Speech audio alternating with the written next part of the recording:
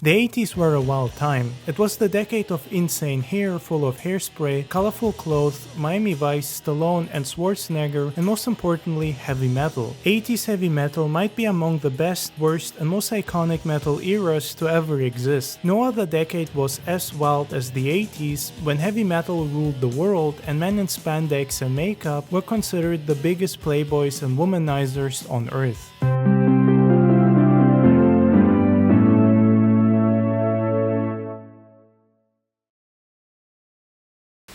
Oh, you sent in these cards and letters voting for your favorite metal videos of all time, and now MTV's giving them to you for Christmas.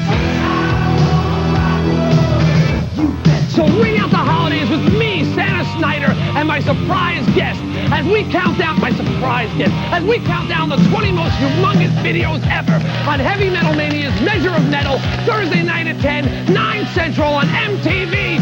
Watch it! 80s heavy metal, be it hair metal, thrash metal, or any of the other hundreds of subgenres, was something special. It was a time unlike any other because the music here felt fresh and original and was constantly changing. The genre was evolving fast, with many new bands fighting for the spotlight and trying to dominate the scene. There is a lot of debate and gatekeeping within the community on what can be considered metal and what can't, as well as what bands were metal and which weren't. And it's easy to do that from today's perspective, 40 to 30 years after the genre was in its prime and ruling the earth, even though gatekeepers are the biggest clowns on earth and their opinions should matter anyway. I don't deal with psychos.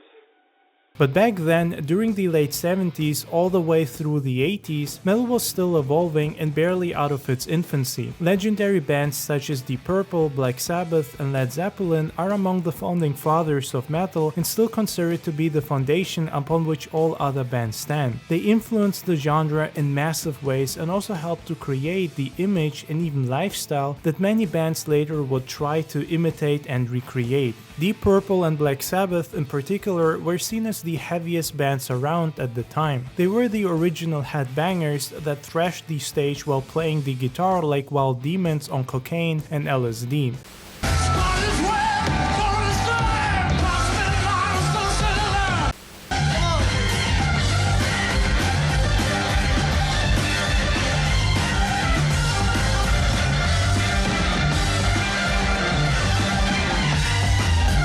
They were considered the roughest and edgiest stuff around, and even today, watching their live concerts, it's easy to see why. I mean, even now, watching the video for Paranoid by Sabbath, it still feels like some of the coolest and heaviest shit around, with all the black and white satanic imagery, lightning strikes, and Ozzy banging his head like he's possessed by Satan, the king of rock himself.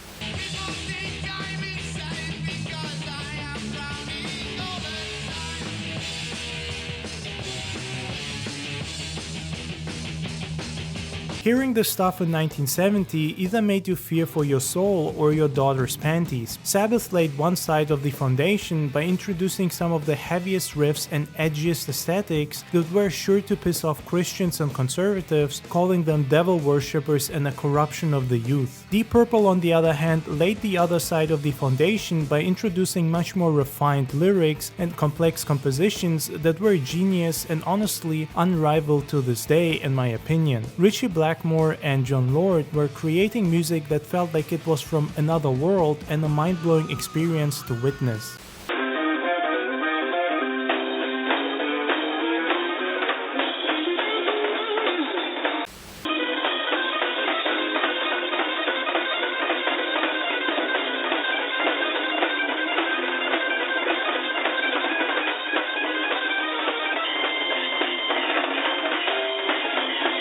You have to keep in mind that back in the 70s and even 80s, music classification was much simpler than it is today. There weren't as many subgenres as there are today, and music wasn't as widely accessible or spread as it is now due to social media and various apps. Back then, rock was either heavy or it wasn't, and groups that today wouldn't necessarily be considered metal were put into the same category as some of the heaviest bands around.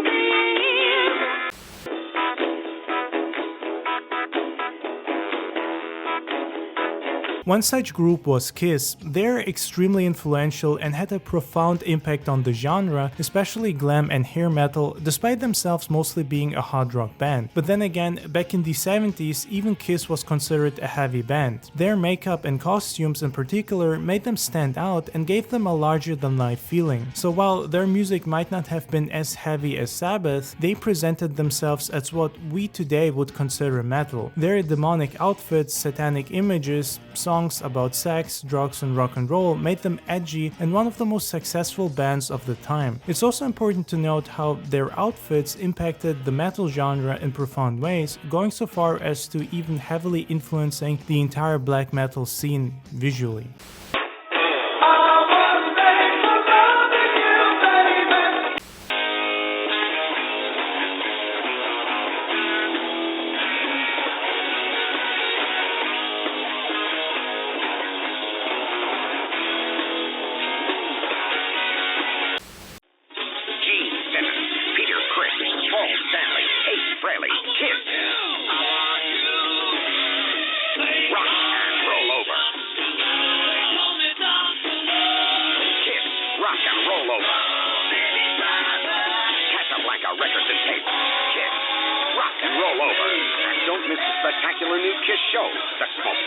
The exploding sound and fury of Kiss, Saturday, January 22nd at the Stadium.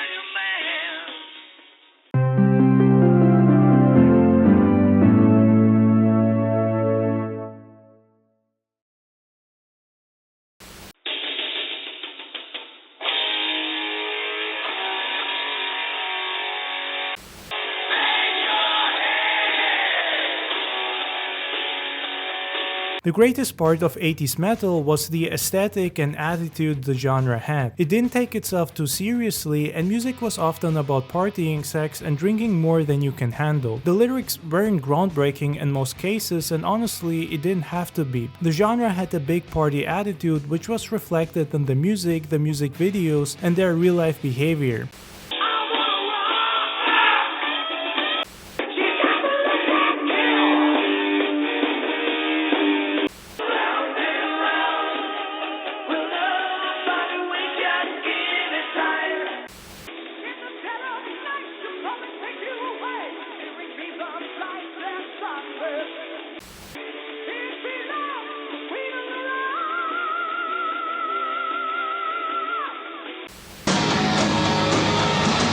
Somebody was asking me the other day how I got the idea for the song Animal. Said I hooked up a videotape in my bedroom, rolled it back, made it rhyme.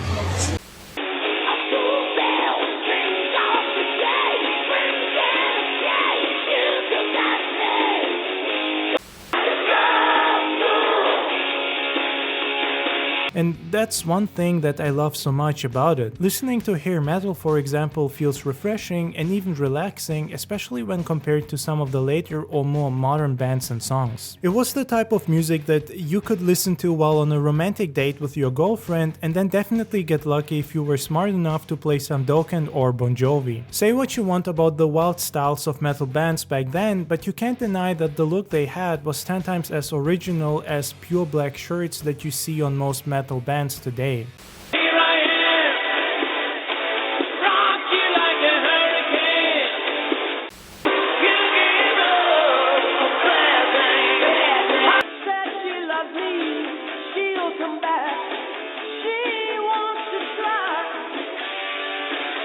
Motley Crue, Dokken, W.A.S.P, Rat, Quiet Riot, and so many more look like they were about to rock till the end of time, while also being wild party animals. Be honest, who would you rather hang out with, W.A.S.P or Motley Crue in their glory, or some band wearing black shirts, cargo pants, and biker beards, screaming like they smoked too many cigarettes on the way to their gig? I know which ones I'd rather be around, especially when looking for a good time, as I want nothing but a good time. Motley Crue is among the most important bands within the decade because they really formed and created hair metal the way we know it today. They took the stage presence and makeup from Kiss, the edgy satanic images and lyrics from Sabbath, and the glam of the New York Dolls, David Bowie and T-Rex, and created a sound that had not been done before by anyone. It might be hard to believe, but back when Motley Crue released Too Fast for Love, it was seen as the heaviest, edgiest, and sleaziest shit around.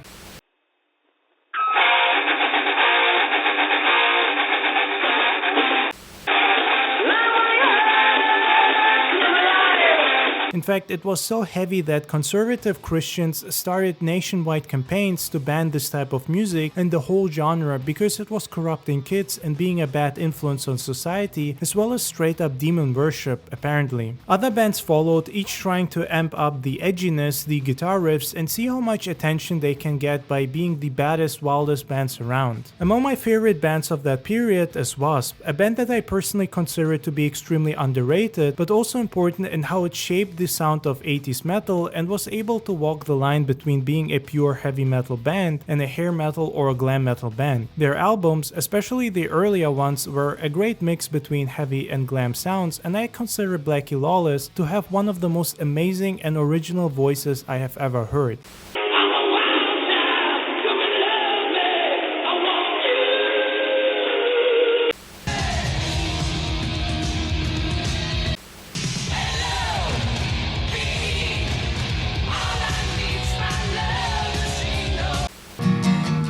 Kiss away the pain and leave me lonely.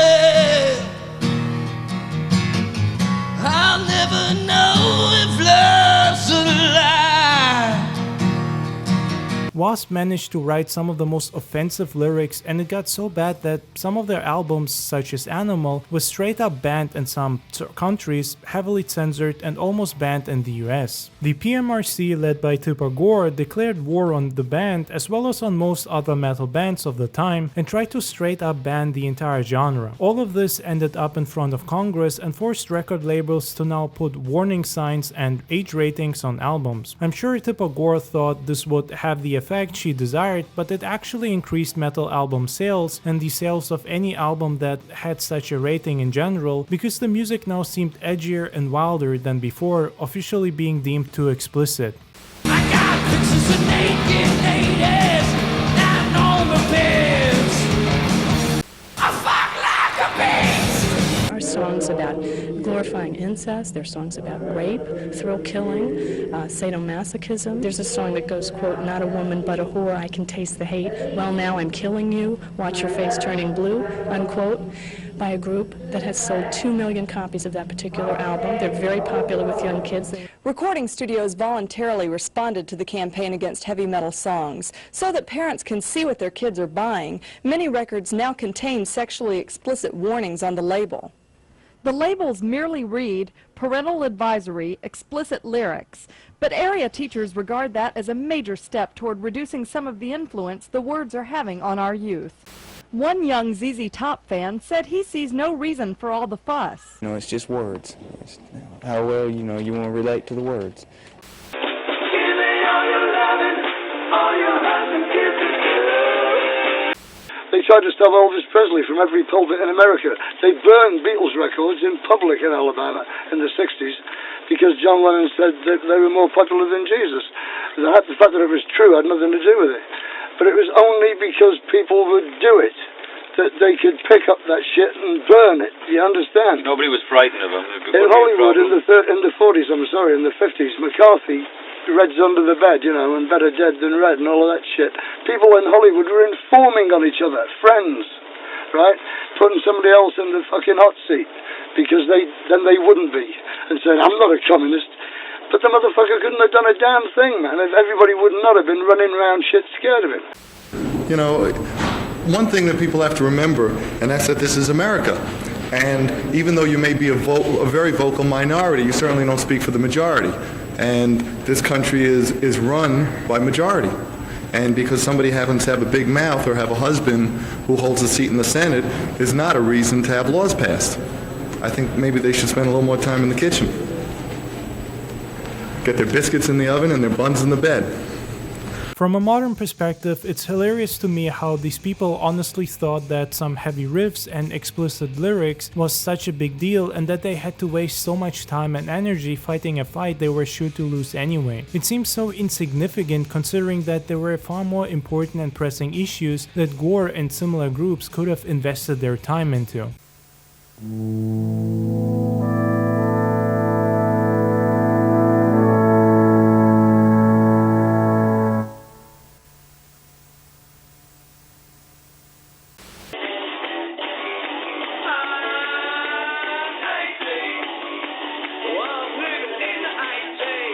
The 80s were definitely a wild time and a decade that stands out from all others that came before or after. It's hard for us to understand, especially those of us that haven't lived through it and experienced this crazy insanity firsthand. A lot of the things that were considered cool and groundbreaking back then are often seen in a cringy or badly dated way, which is something almost every decade has to deal with sooner or later. Heavy metal in the 80s was a unique experience because it was all about having fun and making love. It was the type of music that was designed to get you on your feet and shake your ass until you drop dead on the highway to hell. One of the most important bands of the time, arguably the one band that dominated and ruled all others in the 80s, was Judas Priest. A band so heavy and amazing that their front singer was named the Metal God. Judas Priest was one of the most important bands to have ever lived, and they essentially created the whole aesthetic that is often associated with metal music. The leather-wearing biker rebel that keeps breaking the law.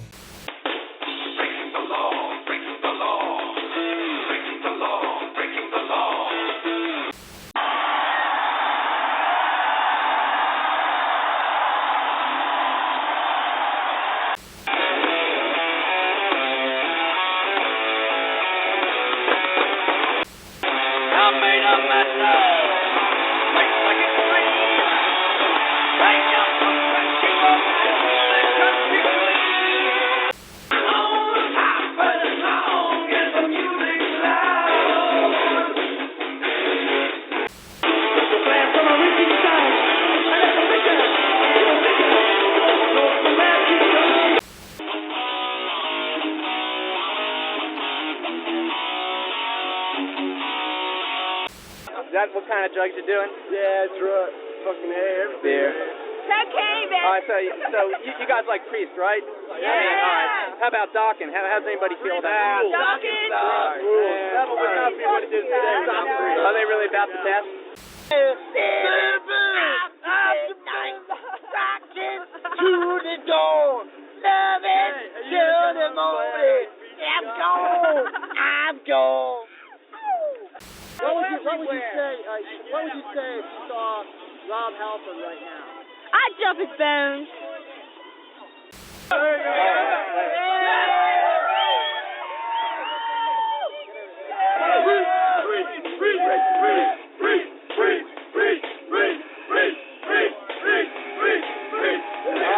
They introduced a whole BDSM heavy side to metal music that you can still see in a lot of modern bands. Judas Priest dominated the scene, often walking the line between heavy and glam music. People often don't get just how important Judas Priest was and also just how far back they go as a band. They were on the front lines during the new wave of British heavy metal, which is a whole massive topic for another video, but it's safe to say that metal might have died if it wasn't for this new wave of British heavy metal. A genre which gave birth to bands such as Motorhead, Iron Maiden, Def Leppard, Raven, Diamond Head, and many more. In fact, it was so important that it literally directly impacted thrash metal and Metallica, who started out as a Diamond Head cover band.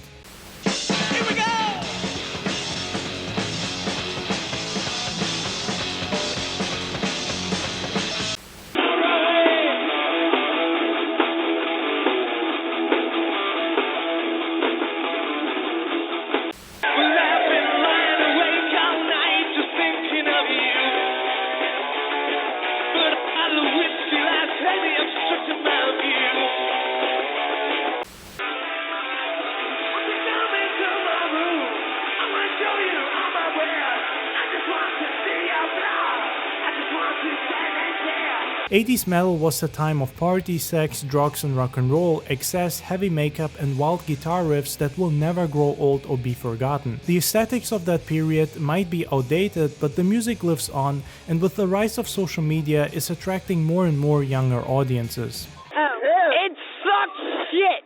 Heavy metal rules. Heavy metal rules. All that punk shit sucks. It doesn't belong in this world. It belongs on fucking Mars, man. What the hell is punk shit? And Madonna can go to hell as far as I'm concerned. She's a dick.